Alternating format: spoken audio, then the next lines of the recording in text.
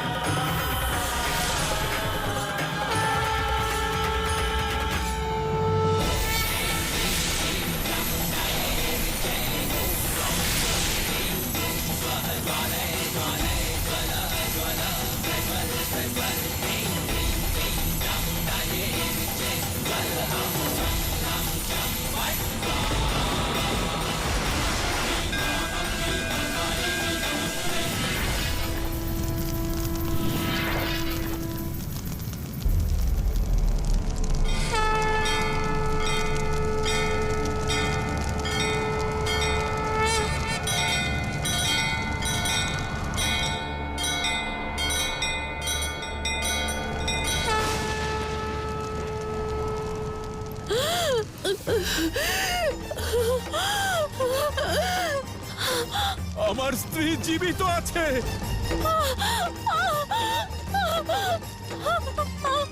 হর হর মহাদেব, হর হর মহাদেব। সব মহাদেবের লীলা। আরে আরে কি করছো? কি করছো কি? আমাকে ছাড়ো, আমাকে যেতে দাও। এটা চমৎকার নয়, এটা মায়া। হ্যাঁ, এভাবে মৃত্যুর পর কেউ কিভাবে জীবিত হতে পারে? এটা নিশ্চয়ই কোনো পৈশাচিক শক্তি। ও অভিশপ্ত, ও পিশাচিনী। না, আমি আপনাদের কাছে হাত জোর করে মিনতি করছি, আমার উপর দয়া করুন।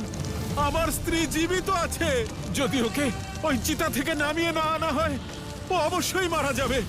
কেউ বাঁচান ওকে।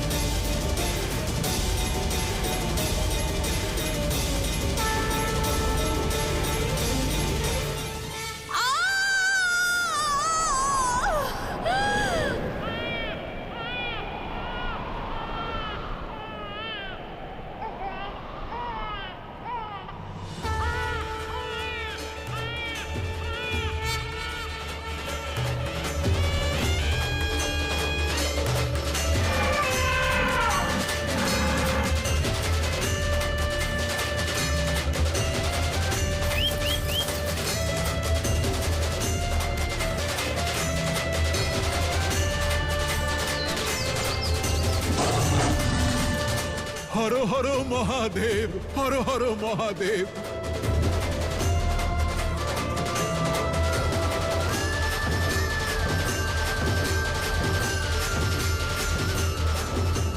প্রস্তুত হোক এই সংসার। শিবশক্তির প্রেম ব্রহ্মাণ্ডের পথকে পুনরায় প্রকাশিত করবে। দেবী শক্তি ক্রোধের যন্ত্রণায় নিজেকে পাষাণে পরিণত করেছেন। মহাদেব দেবী শক্তির এই আচরণে ক্রোধিত হয়ে দেবী শক্তিকে অস্বীকার করে সংসারের প্রতি বিমুখ হয়েছেন। কিন্তু সেই প্রেম যা দুজনের শ্বাস ছিল, প্রাণ ছিল, তা দূরে সরে যায়নি। আর এখন একে অপরকে বিকার থেকে মুক্ত করার এই যাত্রা ভবিষ্যতের এক নতুন অধ্যায় রচনা করবে।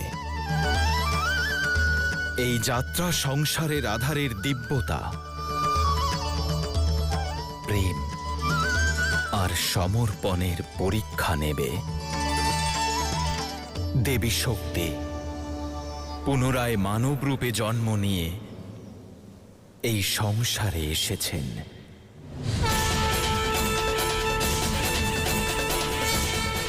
ইতিমধ্যেই গ্রাম প্রধানের মেয়ে রূপে জন্মগ্রহণ করেছেন তিনি।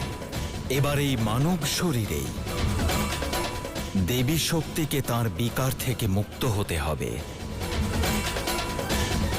এখন অপেক্ষা শুধু মহাদেবের, মহাদেবের সেই অবতারের যাকে কেবল প্রেমই জীবনদান করতে পারে।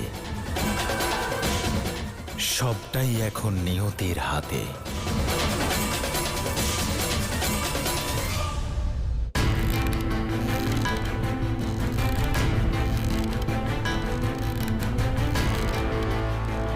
আমার এই ঘটনা শুভ বলে মনে হচ্ছে না। ঠিকই বলেছেন আপনি। এভাবে কেউ কি করে জীবিত হতে পারে? হতেই পারে ও কোনো অপশক্তি। আমরা আর কি বা বলবো। দেখা যাক পণ্ডিত মশাই কি বলেন।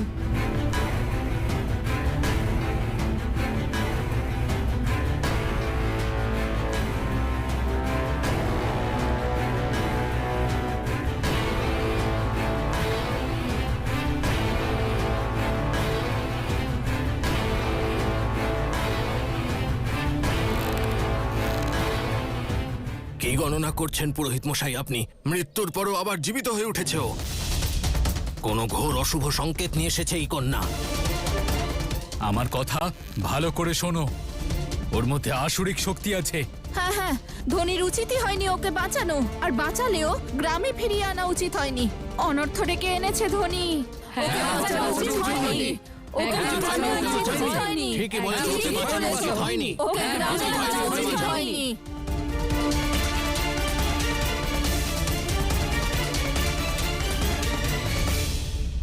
পুরোহিত মশাই, বলুন না, কোন নক্ষত্রে জন্মেছে আমার কন্যা? কি লেখা আছে ওর ভাগ্যে? জন্মের আগেই মৃত্যু লাভ করেছে ও, কিন্তু কালকে জয় করে এসেছে। না কোনো প্রেতলীলা হয়েছে, না কোনো সংযোগ। এ এক অলৌকিক ইচ্ছার কারণে হয়েছে।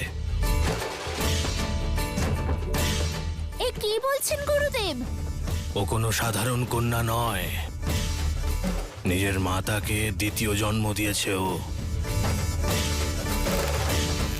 এর অর্থ স্পষ্ট, ওর জন্ম বৃহৎ উদ্দেশ্যের জন্য হয়েছে।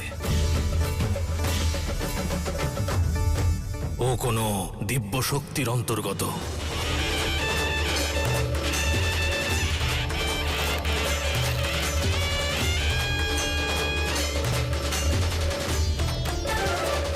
উদ্দেশ্য?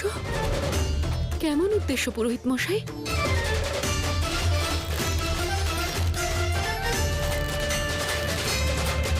ওর জন্মের সময় নক্ষত্রদের যা অবস্থান ছিল, তাতে আত্মা নয়, পূর্ণাত্মারা মনুষ্য দেহে জন্ম নেয় ধনী।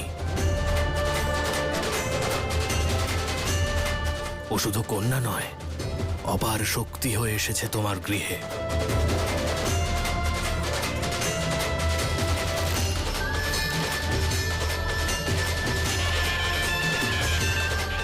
পরম শক্তি?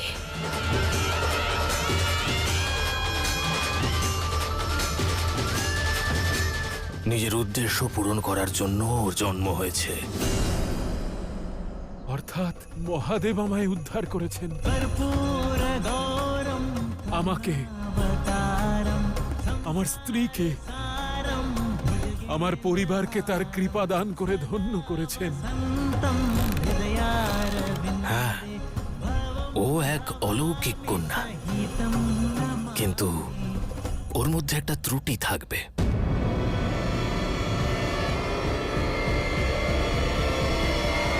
কি ত্রুটি পুরোহিত মশাই? ওর জন্ম অগ্নির মধ্যে হয়েছে। নক্ষত্রদের স্থান অনুযায়ী এই অগ্নিতত্ত্ব ওর মধ্যে সর্বদা বিরাজ করবে ক্রোধ হয়ে। ও অত্যন্ত ক্রুদ্ধ কন্যা হয়ে উঠবে। এই ক্রোধাগ্নি ওকে ওর বড় হয়ে ওঠা অবধি দগ্ধ করবে। কিন্তু পুরোহিত মশাই, আমার কন্যার মঙ্গল হবে তো? দুশ্চিন্তার কোনো কারণ নেই। ওর ক্রুদ্ধ স্বভাব কারো কোনো অনিষ্টের কারণ হবে না।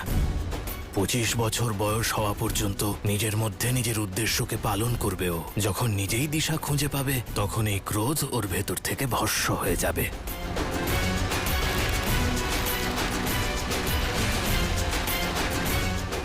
ক্রোধ ভস্ম হবে বুঝলাম পুরোহিত মশাই, কিন্তু নিজের উদ্দেশ্য প্রাপ্ত করার অর্থ আমি বুঝতে পারলাম না। সে তো মহাদেবী জানেন ধনী, কিন্তু আপনি এটুকু জেনে রাখুন যে আপনার কন্যা সাক্ষাৎ শক্তি স্বরূপা, সাক্ষাৎ শক্তি স্বরূপা, সাক্ষাৎ শক্তি স্বরূপা।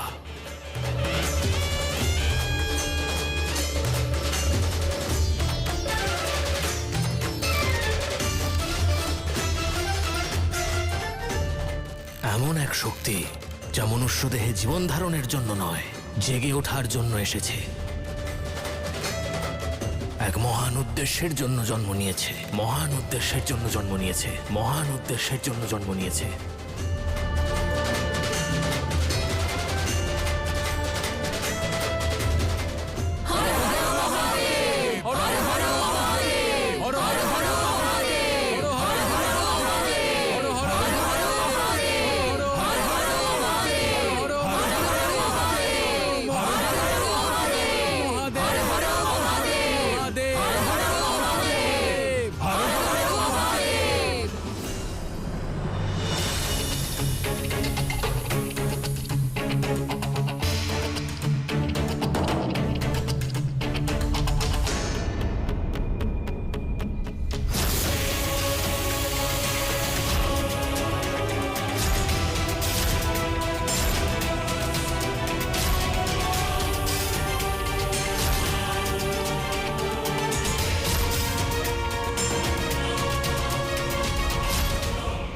মাতা, মাতা,